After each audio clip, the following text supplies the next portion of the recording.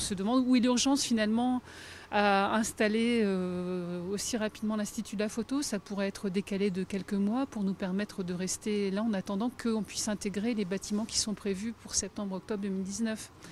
Donc c'est dans ce sens-là qu'on a fait ce communiqué de presse pour alerter un petit peu l'opinion publique, parce que financièrement aussi ça a un coût important pour la collectivité.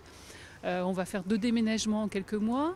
Là, des travaux vont être faits au rectorat pour pouvoir nous accueillir. Des travaux seront faits à nouveau sur les autres bâtiments. Donc voilà, c'est un peu désolant d'en arriver à cette situation.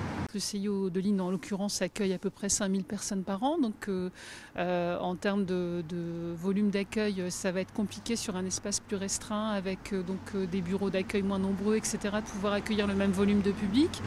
Ensuite, on accueille beaucoup de publics non scolaires, à peu près 40%. Donc ce public non scolaire va être moins enclin peut-être à aller dans un espace type rectorat qui symboliquement est peut-être un petit peu différent d'un lieu comme un CIO. En plus au rectorat, un plan Vigipirate oblige, il faut montrer pièce d'identité, etc. pour entrer. Nous on a des publics qui n'ont pas de pièce d'identité, on reçoit beaucoup de jeunes mineurs isolés qui arrivent de l'étranger, qui n'ont aucun papier, ce genre de choses. Donc on craint que ça fasse un peu un filtre finalement et qu'on perde ce service qu'on rend au public au quotidien.